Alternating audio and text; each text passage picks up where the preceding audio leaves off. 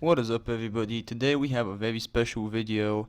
These are the 3 rules that I am not going to break until the day that either I die or I am on my deathbed. Anyways, without further ado, let's get into it. The first rule that is probably the most important: no needles. Now, what do I mean by this? Any drug that requires a injection or for me to shoot up something, if I end up doing that, yeah, my life is gone. My life is beyond repair at that point. And the rule basically is, no matter what the substance is, no matter what the situation is, don't use needles, right? In non-drug related exceptions, they're fine. I'm not that definitely fucking terrified of needles, but in those type of scenarios, I am. I've seen people shoot up. It's not a fun or pleasant experience at all. Yeah, no, at fucking all.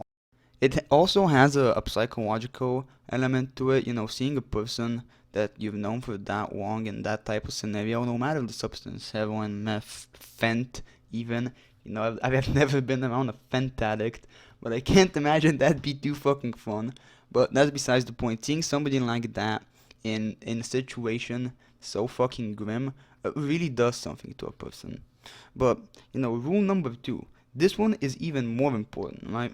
No selling nudes online or gay shit for money, or anything that involves my body and money, in that type of context. This one is more detrimental, I'd say, because unlike a drug addiction, that, however severe, you can probably quit. You can recover from it. Not fully, but to an extent, you can get significantly better. No, your body stays online forever. You post that shit once, digital footprint, hello. Yeah, that shit stays there forever. Alright, and the biggest problem with that is, imagine you have kids one day, right?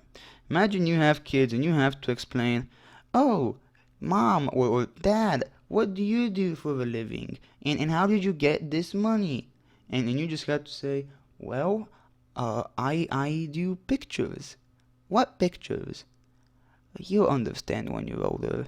Is that the fucking thing you want to say to your kid one day? Not even that. Have you ever thought about, hey, maybe this thing won't work out. Maybe my body isn't as hot as I think.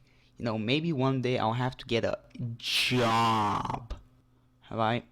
A job. And what will they do? Well, they will do a background check. And what will they find? Your coochie. Do you want that? Hell no!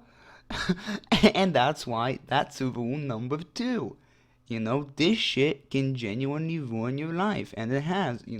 I think that Mia Khalifa is a stupid bitch, right? But porn genuinely ruined her life, right? And it's sad to see. Sure, yeah, the situation is bad and sad, but let's not ignore the fact that the person chose to do this. All right.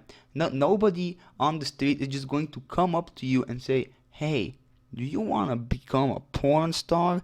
Do you want hundreds of thousands of millions of people to look at your private parts daily and touch themselves to you getting cracked?"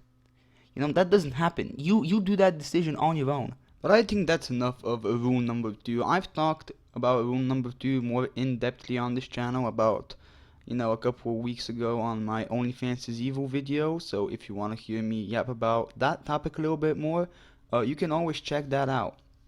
Anyways, though, it's time for rule number 3. And rule number 3 is not as important as the first 2, but it's still a pretty important rule.